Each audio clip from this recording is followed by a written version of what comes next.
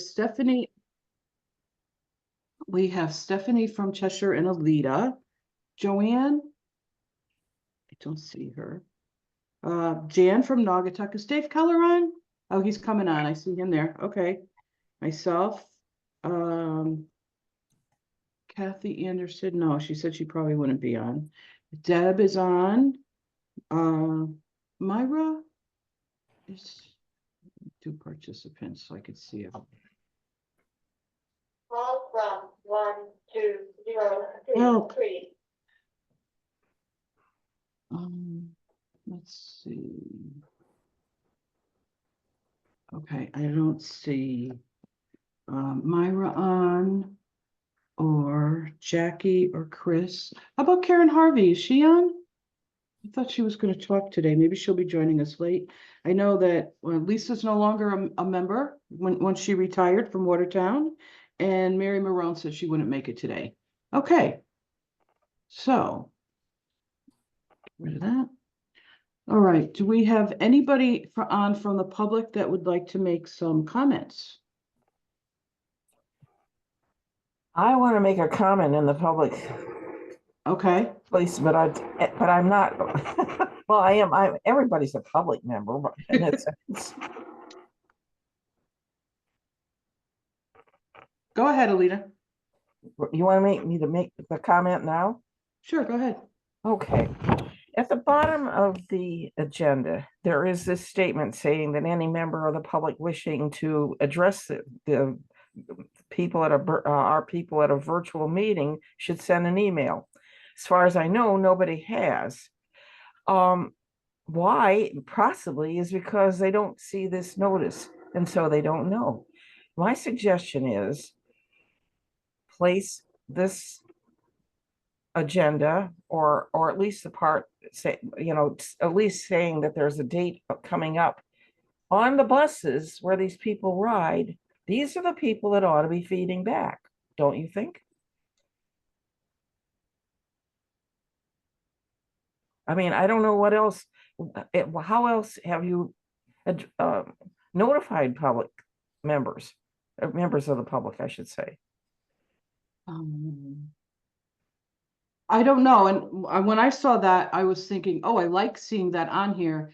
I'm thinking that if this gets to the town clerk, at least in Prospect, it will get posted on the Prospect website, and then anybody who wants to attend the meeting virtually can do that. Yeah, It just needs to be out there a few days ahead of time. I don't know. I just feel that the people who are in need of the service don't get the information because maybe they don't even do computer work. I mean, it could get posted. I mean, it gets posted in the senior centers, doesn't it? What about the buses? And the buses. That's a good idea. So we'll let Joanne take that up when she gets back on. Okay. Okay. Thanks for that suggestion. Any other public comments? No? Okay. All right. So I need a motion to accept the minutes from the December 13th meeting. I'll make the motion. Debbie, and we need a second. Seconded. Alita, okay. All in favor? Aye. I'm sorry, any discussion? Any questions about the minutes or any corrections to the minutes? No. Okay, all in favor? Aye. Aye. Opposed? Any abstain? Abstain. Thanks, Jan. Okay. So then, Rich, you want to take it over from here?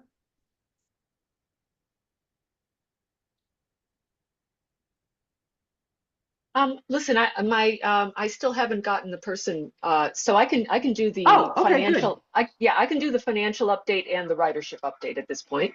Okay. Oh, and excuse me, I'm sorry to interrupt. It does look like Karen is calling in and had requested to make a public comment. Oh, okay.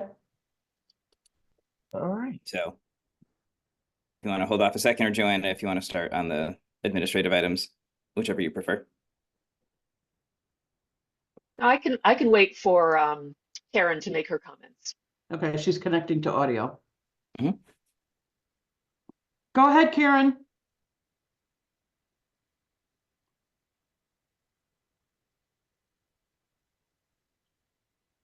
She's muted.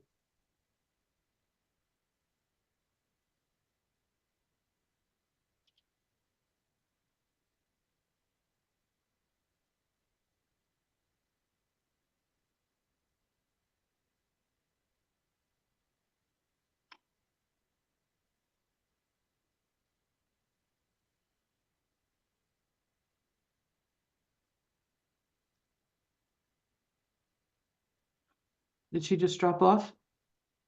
No, she just to be on video. Oh, there Hello. she is. Okay, hi, Karen. Hi. Can you hear me? Yes. Mhm. Okay. Good morning.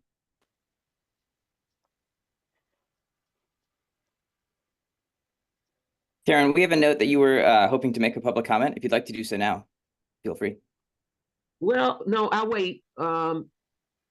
Because I'm not, I'm waiting for the letter to be sent to you guys regarding my reappointment. And what I have to address is not on the agenda, so.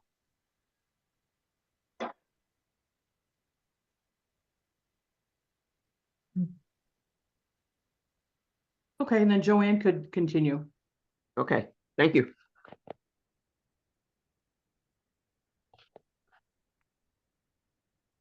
Okay, hello? Hello. I'm hoping, can you guys see me as well as hear me? Yes, we can. Okay, great. So, first of all, we're just going to look over the financial update. What you'll notice is that we still haven't gotten municipal grant program funds.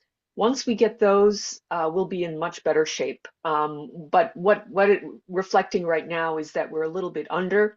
But as far as I know, I'm working with Connecticut DOT to submit the paperwork for the towns that have sent them into the NBCOG. There's only one town that hasn't, but Connecticut DOT said, "Hey, it's okay. We'll just send, we'll just approve it for the other towns." So that's that. As far as the ridership update, the dial-a-ride is really following very closely and often exceeding fiscal year 23. And with the warmer weather, we expect ridership to increase. And as far as non-ADA, as you can see on those graphs, the federal fiscal year 24 is surpassing fiscal year 23. So, a lot of people, there is a need for this service, as I've also gotten some offline inquiries about for the towns like Woodbury and Thomaston. There are people who are using the dial-a-ride and who actually need those more demand responsive transportation options. And Joanne, And I with can, that, if you'd like, I can put those graphs on the screen here in case oh, anybody great. does not have them in front of Yes, I would in front of them appreciate at the that. moment. Thank you. Mhm. Yeah, so all this information was in the meeting packet. Mhm. Here's the budget information Joanna was discussing. Hopefully this is what you're Um, seeing. Doesn't look like I what you're don't think saying. Let's try this. are you sharing your screen? Oh, there There it we go. is. Yeah, Okay, there it is. got it. So here's the budget information Joanna had mentioned, and then ridership numbers. Mhm. Yeah. Yeah, so it looks like, again, this is GWTD is providing a service that's in demand. Good. Okay, and that's all that I had, unless someone has questions or comments. Mhm.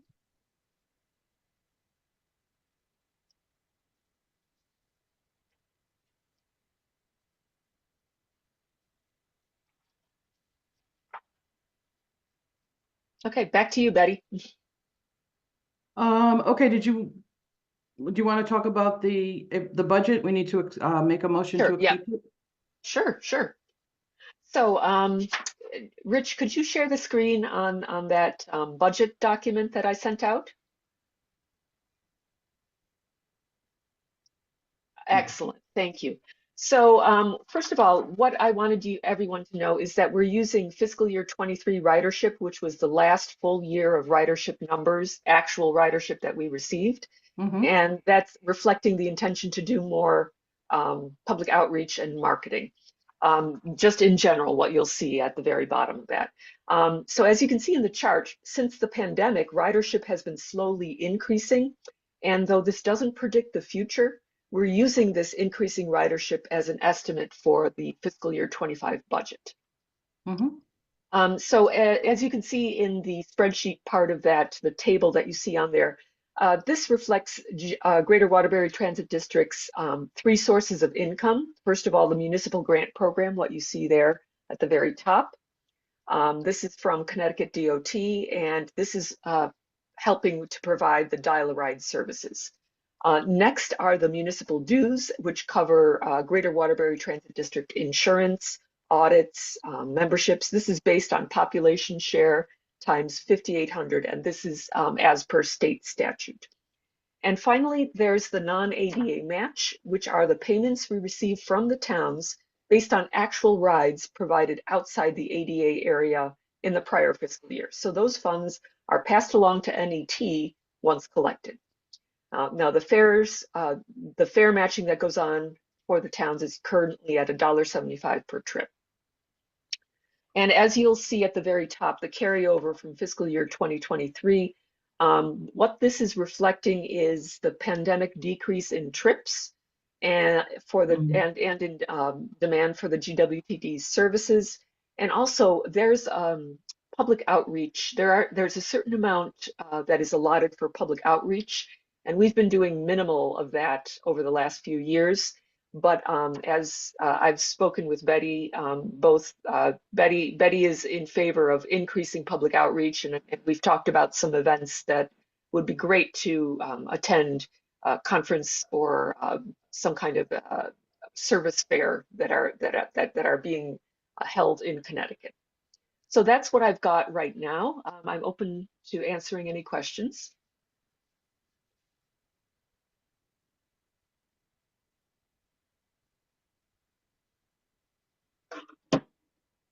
Why is there an asterisk after Naugatuck in the non-ADA and no that? Right. So the asterisk indicates that Naugatuck does not do the fare matching. In previous years, that's been a line item of $4,000, and I didn't quite understand why. So in case anyone was looking at previous years, I just wanted to let people understand that I can eliminate that in the future for future proposals, unless, of course, Naugatuck decides that they want to do some fare matching.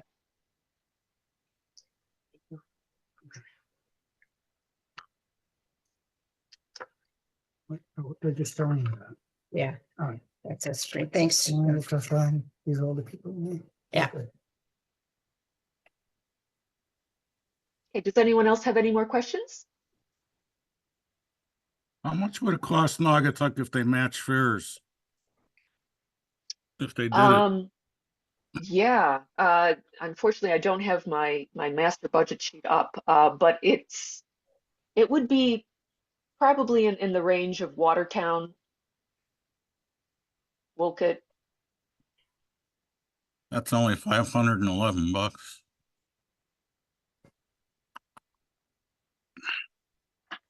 Can you email me and Dave Keller that figure so that we can Sure. talk to somebody about it? Sure, I can do that, Jan.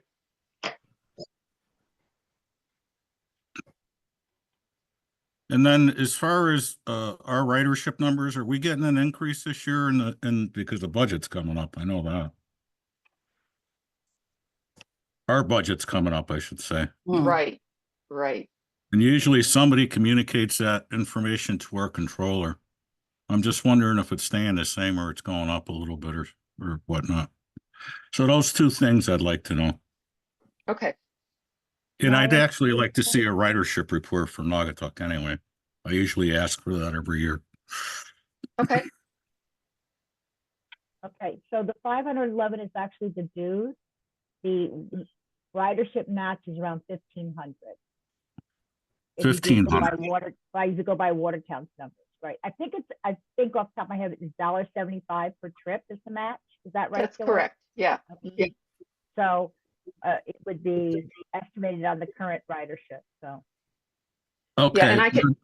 Now that's for the dial ride or the This non-ADA thing confuses me every time. Non-ADA, I'm in a oh, meeting. trips that are outside the ADA area in order to provide the equal ADA service to people in Naugatuck. So if I wanted to go from Naugatuck to Yukon, that would be non-ADA, right? Up in It's like a Farmington. regular, Dial-A-Ride is something totally separate. The non-ADA is actually be within the region, I believe. That's correct. Yeah. That's why I get Yukon's confused. not in the region, yeah. It is confusing. I agree. There's got to be a better way. Right, so the ADA is based on where the actual bus service is for people that have ridership, that have access to bus service. So like Thomaston does not have a public bus service. We have a tripper bus that comes through from Torrington down to Waterbury, but it's not a actual bus line, right, Richard? Well, it So, is a CT transit line. So Thomaston, yeah, but it's not considered a regular bus line, from what I gather. It's considered a tripper. So Oh, the got it, ADA got it. rules don't apply to it. So the ADA is within a quarter of a mile, 3/4 of a mile from the regular bus rider. Correct. Out. That's correct. Yes. So non-ADA is going past that 3/4 of a mile. Right. And Thomaston does not have a regular bus route, so all of Thomaston is. Naugatuck, I think, only has the one bus route. Yeah, that's only the one for now, but once we get those So- development projects done down near the train station, that's gonna get increased for sure. Trish, are you referring to the they call it the Connecticut Flyer or the Waterbury to Right. Torrington? Yeah, Yeah, Yep. that's considered a tripper. It's not considered a regular bus route. Bus line. Even though it runs, as far as I'm concerned, it runs through a bus route. It's Right. not permitted, I guess. So it can be. I guess it can be stopped at any time if they want to. correct. Like, according to the state. Okay, Yep. And I'll get that to you, Jan. thank you, Joanne. Just so I got them, just in case. Okay. Budget if you'll meetings in Naugatuck, they don't squabble about $2 million fire engines, but a $200 increase in this, everybody gets upset about. All right. If you guys will excuse me for a few minutes, I'll be back. Okay. Okay. All right, is Maria on? I didn't see her. It does not look like it, no. No, okay. So let's go to the NV cog item. And I do apologize, but we actually do need a motion to adopt this. Oh, that's right. I'm so sorry. Yeah, so we need somebody to make a motion. I will make a motion to adopt the I'll second it. Julie Thank Capoletti. you. Thank you, Joanne and Deb. First, any discussion? Okay, all in favor? Aye. Aye. Aye. Opposed? Okay, motion passes. Thanks, Rich.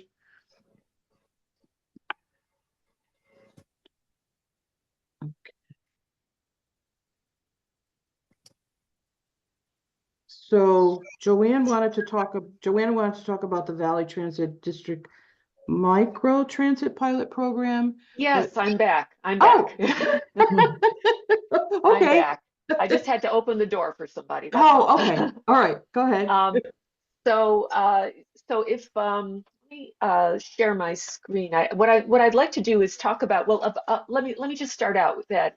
About this time last year, the statewide microtransit pilot program was accepting applications, and this is part of Public Act 22-40. Valley Transit District, which services the 4 towns in the lower Naugatuck-Valley, applied and is one of the 9 awardees across the state of Connecticut. So what I'm going to do first, so they're going to be starting their pilot program April 1st, and it's going to be run for 2 years to see how it goes. A microbus is going to be used, which is a 12-seat, and the service times are not going to overlap with Dial-A-Ride, or because they're going to be from 5:30 p.m. to 11 p.m. And what it is, it's kind of like as one of our NBCOG staff jokes, it's like government Uber. So any time that you need an on-demand ride, you can there's going to be an app involved, and you can just call in, and then there's going to be coordination with ride sharing for that particular bus for those particular times. And let me just share my screen in a moment. Make sure I have it here. Okay. And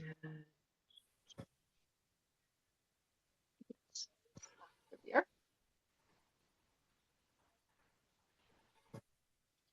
Okay. So you should be able to see here that this is a Valley Transit District.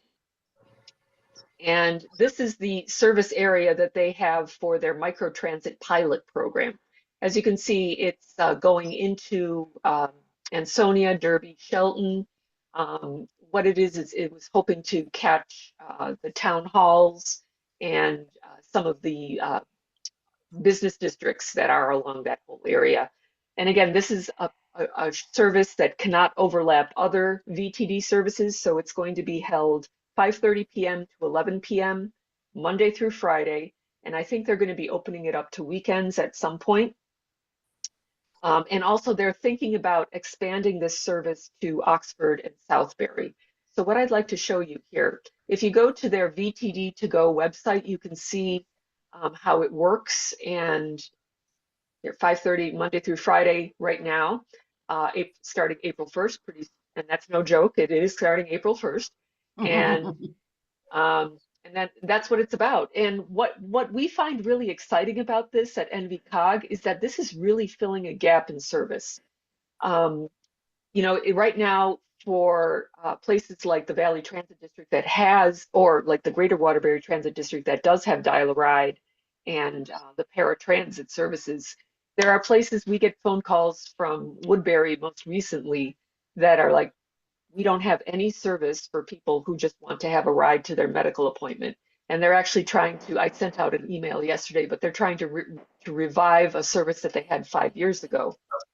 But this is going to be really wonderful for anybody, any population that really doesn't have their own private transportation or just needs to supplement something for their medical needs, shopping needs, you know, going to the library needs, just like Dial-A-Ride does. So we're hoping that this pilot program is very successful and that we can start applying it to places that don't have existing CT transit lines near or within 3/4 of a mile. And that it's just a real gap in services. You know, just because you're living in a suburb doesn't mean you're entirely having private transportation at your disposal. Rich, did you have anything you wanted to add to this? I know you have a very strong comments about this. Yeah, so, you know, like Joanna said, right, we're excited. We think this provides an opportunity to show that this model works and can be financially sustainable. Our goal, you know, really is to get this type of service 24 hours a day all across the NVCOG region. So including all the GWTD towns, the lower valley towns, plus the towns that have no service at all. And so in the next 2 years, the service will last for 2 years into this pilot program. We're hoping to get as much ridership as we can, as well as we will be performing careful analytics on the riders and data surrounding the program, all with the goal of proving to the department that this is a good way forward to provide those service gaps where they exist, or to cover those service gaps where they exist. So we encourage everybody, if you get a chance to go down to the lower Naugatuck+Valley between 5:30 and 11:30 on a weekday, try the service. You know, please share it with as many people as you can. And yeah, rides are $2. Let us know what you think. Very good. Yeah. So, you know, again, VTD to go, just to check it out, and hopefully we'll be able to expand this in the next few years. So that's all I've got.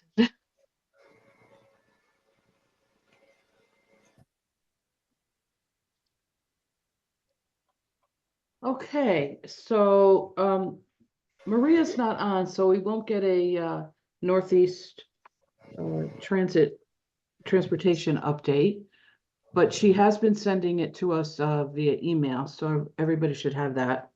And Karen, did you want to talk, you want to bring up what you wanted to talk about? Well, if you guys can hear me, let me know if I cut out. I'll just kind of, I was going to talk to Maria. I'm disappointed she's not on. Oh, Well, can you hear me, first of all? yes. Okay. So quickly, this issue involved, we here in Waterbury have a new, well, we had Stop and Shop that's formerly located on 910 Wolcott Street. It moved across the street to the former ShopRite area. I'm not sure what the address. The issue is that the bus, there's no bus route that goes to or bus that stops at ShopRite or at the new Stop and Shop.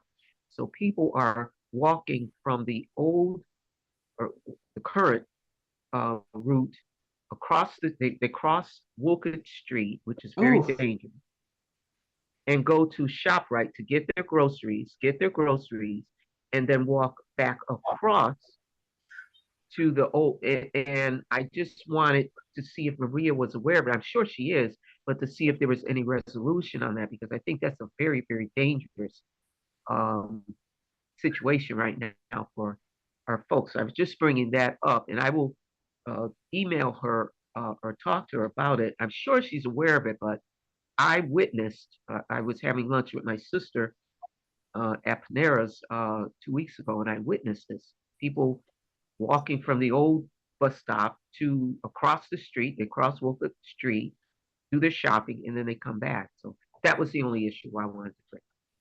Wow. Yeah, okay. Yeah, so you're gonna get in touch with Maria about that? That'd be I will great. do that. Yes, Yeah, Thank let you. us know the outcome. That's I great. certainly will. I certainly will. Yeah, that's a pretty dangerous road right there. It's like what, 4 or 6 lanes of traffic. At least. Yeah, because it's got turn lanes too. Yes. Hmm. Yes. Okay, is there anything anybody else wanted to bring up? Hold on. Oh, Dave raised his hand. Hi, Join Dave. me, Nice though, to finally and- meet you. Yeah, That was yeah. excellent what you did at your meeting the other night. That was a nice Thank write-up in you. the paper. Yeah, no, the gentleman, I believe it was the Citizens News. He was really nice about it, really interested. Andreas, to yeah. Make sure he got it correct.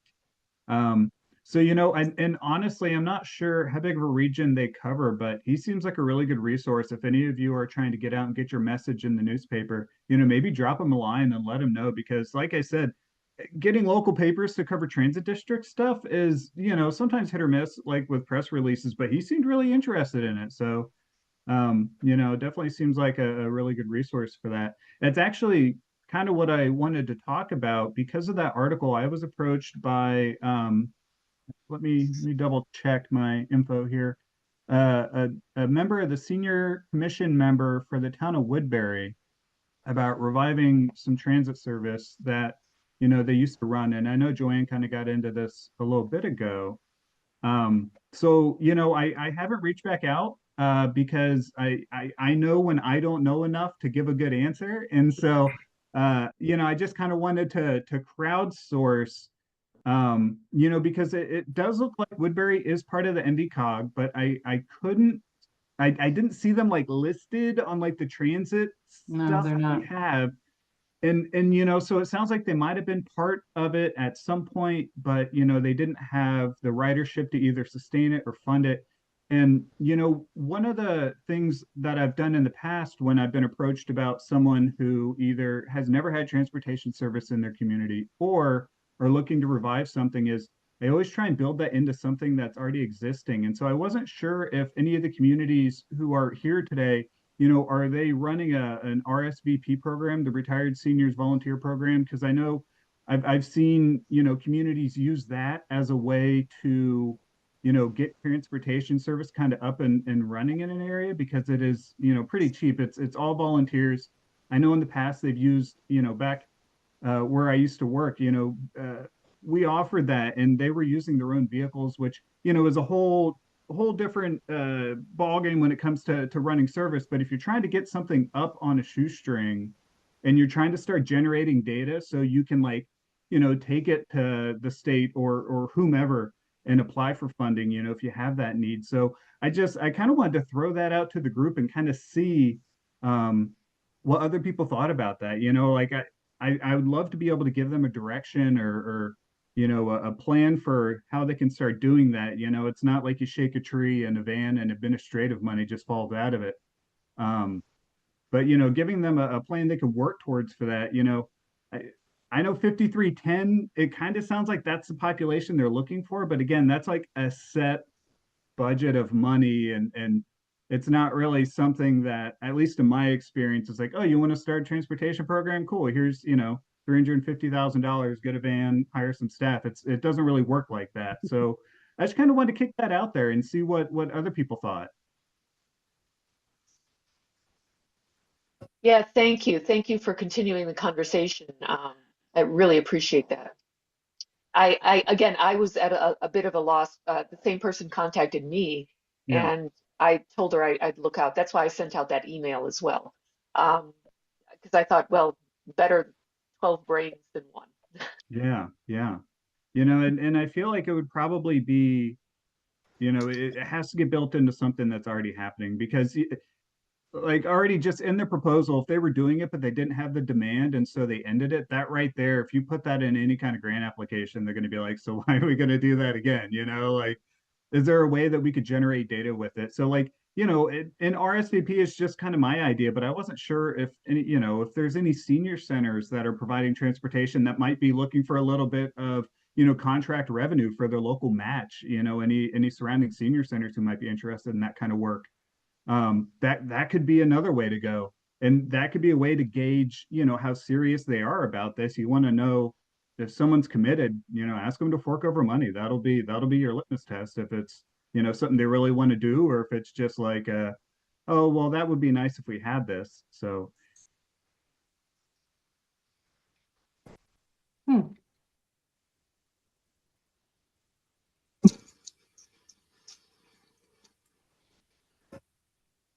Yeah, David, I'm taking notes on this.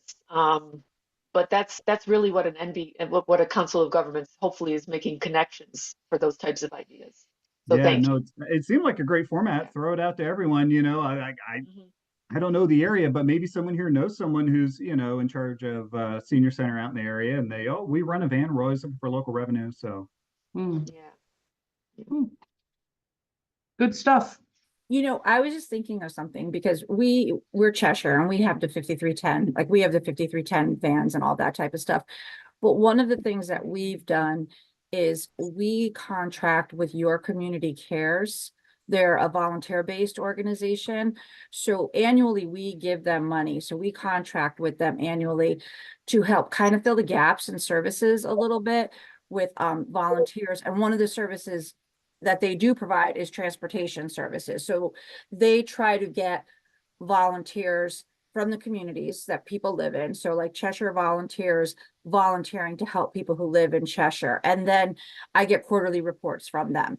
So they do all of the data tracking and all of the information, everything goes through them, but I get the quarterly reports from them just to kind of look at utilization to see how much we should be giving them, you know, each year. So when we started that, oh, I don't know. We started that, I want to say it was sometime during the pandemic time.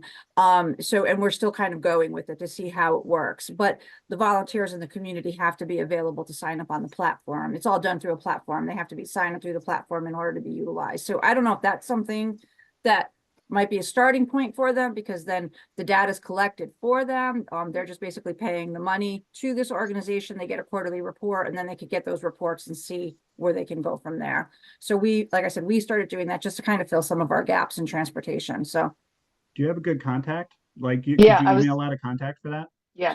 yeah, it's oh my goodness, her name, it's Michelle. I'll send it to you guys. Oh, Yeah, I please can't believe send her it to name is me. escaping me. I apologize. No, it's Her okay. first name is Michelle, and she's who I get the reports from.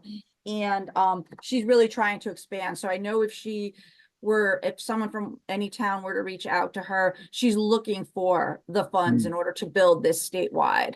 So Michelle Puzo, that's her name, Michelle Puzo, Your Community Cares. I think her Oh, actual email is yeah.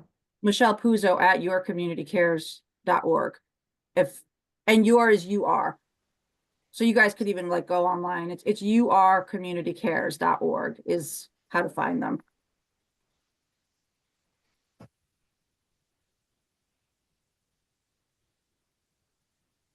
Okay, thank you so much. Appreciate that, Stephanie. Yeah, you're welcome. Hopefully it will help. It's a starting place anyway. So Exactly, exactly. Just something to help them get started. Okay, does anybody have anything else to talk about? Yeah, I'd like to bring up one quick thing. I think it might have been missed on the agenda, which is no problem. Hi, everyone. It's nice to see all these familiar faces. I haven't seen you in maybe a year or so. It's been a while. I want to quickly talk about the statewide bus shelter enhancement program. This is a new program that the state is currently rolling out. They've been talking about it for a while. They've called me about it because I've been working on the Valley Transit Bus Shelter project. They'll be sending out documents and a survey link to all the municipalities, hopefully within the next month or so. They've been presenting it to the COGS for the past several months. This information, they're basically looking for information of what locations in your municipalities could use a new rehabbed or bus shelter. So this notice will be sent out, and when we get it, we'll be sending out to all of our municipalities as well.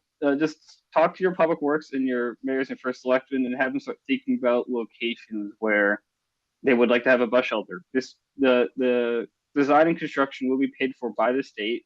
The maintenance is still kind of up in the air. I believe that's in the legislature. If advertising will be allowed, that's to be worked out. But we're talking about basically the state will come in and build free bus shelters for you. And then yes, this is the survey. Hasn't been sent out publicly yet, but this is what the survey will look like. So that's all I have right now. Of course, I'll take any questions regarding this program, and if we can't answer them, we can send them off to DOT.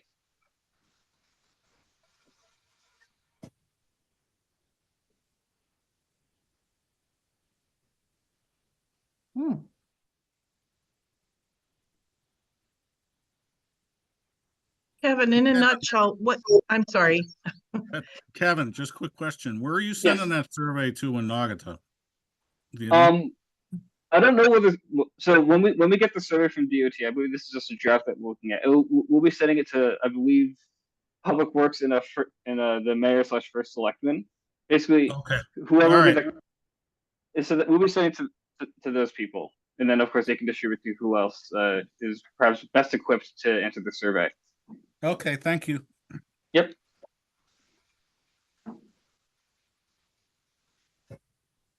Did somebody else have a question? Deb, did you have a question? I did. I just wanted him to kind of elaborate on this a little bit as to what this bus shelter really is. I'm kind of reading a little bit on screen now, if he doesn't mind. Yeah, so from what I know, basically the state will come in, they have a set of like not prefab, like pre-designed shelters. They're pretty standard, like with like a roof and like 3 walls and maybe a bench. I think they have like 3 or 4 predetermined designs that they'll look at a location, determine which design is the best fit, and then design and install them. Okay.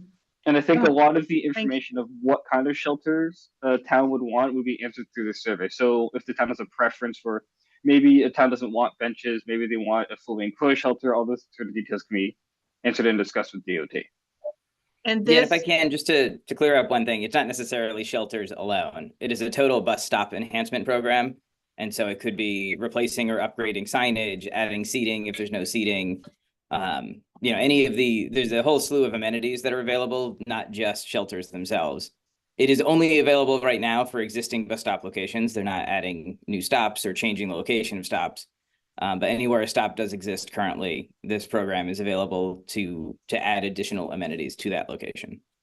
So Yeah, I'm sorry.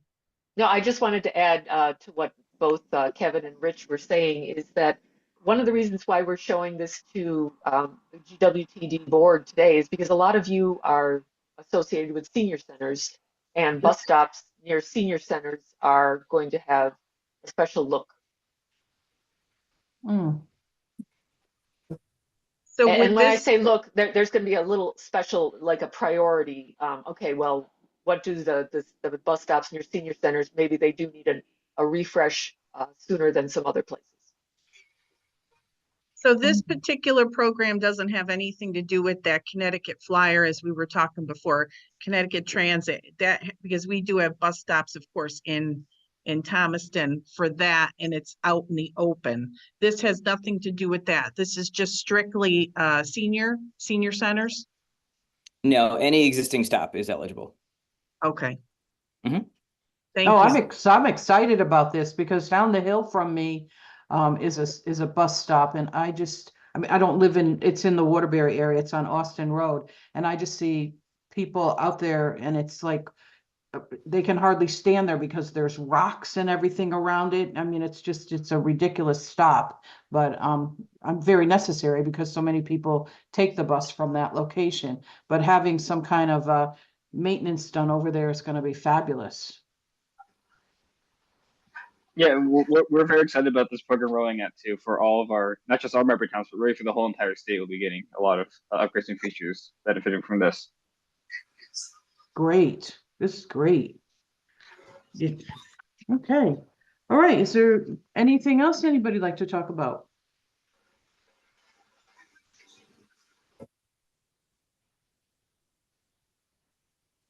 Oh, we have something else on the screen.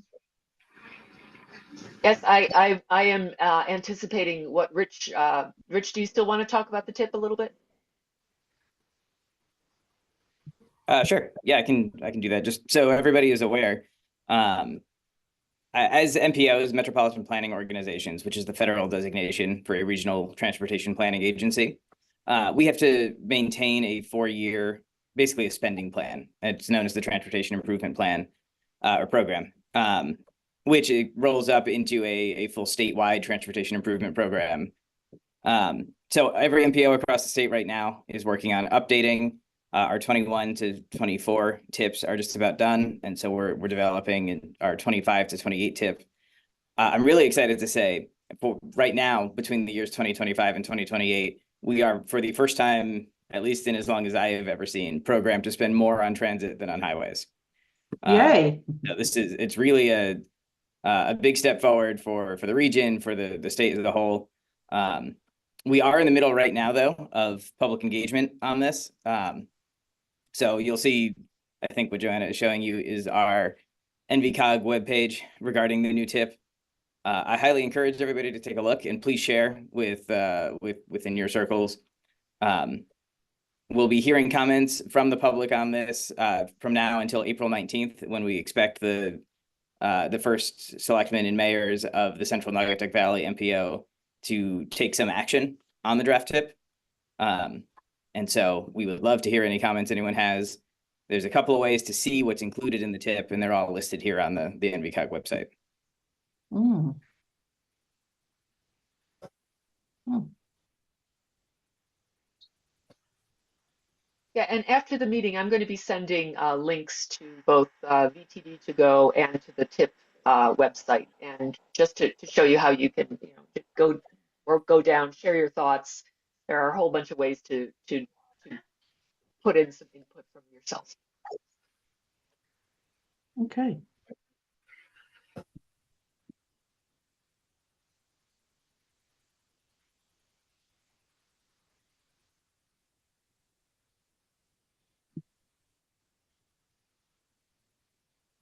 All right. Does anybody have anything else?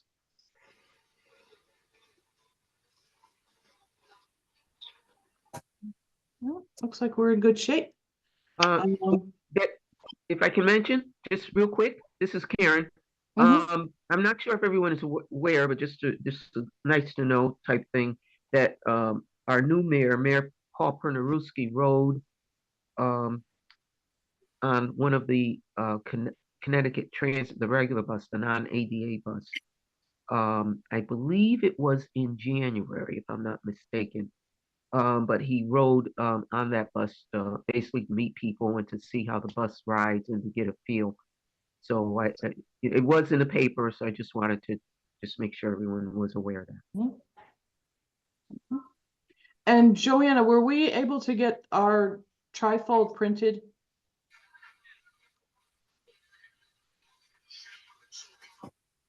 No, I have not yet done that. Okay, all right. But we'll get on that as soon as we can. Okay, thanks. All right, well, if nobody has anything else, can I get a motion to adjourn?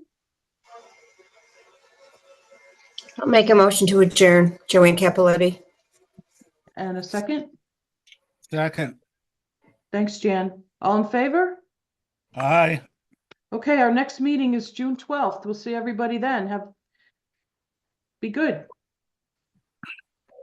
Thank you, everybody.